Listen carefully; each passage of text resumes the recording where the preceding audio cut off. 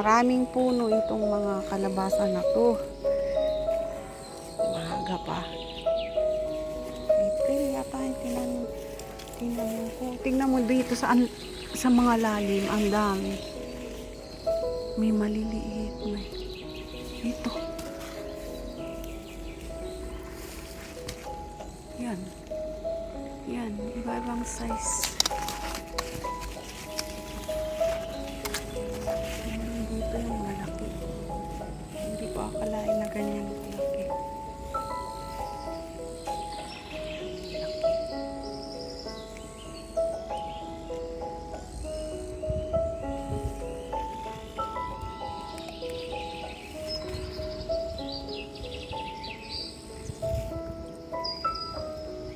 Diyan sa ilalim. Ibang klase may guhit.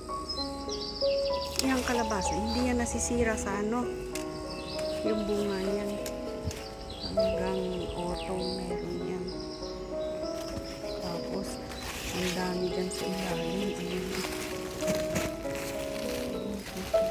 Ito yung bulaklak mo. Ayaw ko kumuha. Tamad ako.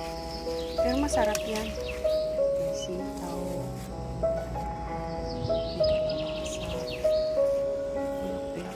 Tatamad ako sa awa sa gulay,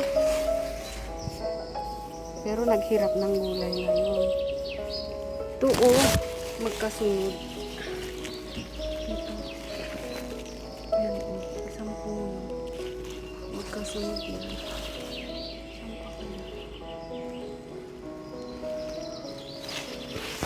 May maliit pa doon. Ang dami lang yung peste.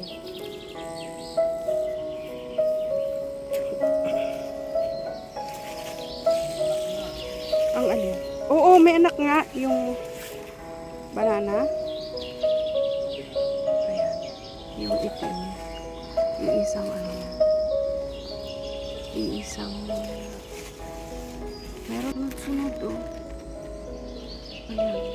Buti na ko nalagyan ko ng niya. Ayun.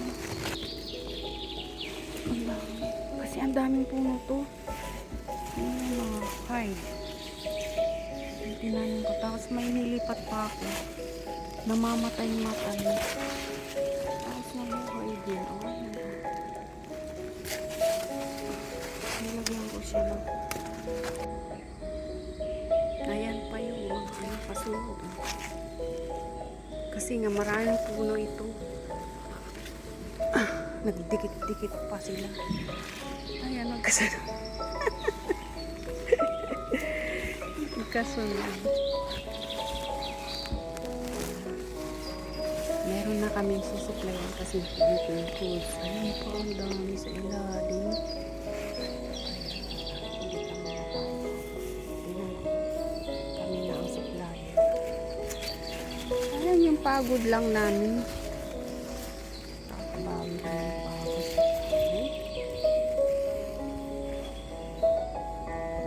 Ayan ang mga bunga. Ang dami. Ang daming bulaklak ng kaya lang matatamad ako.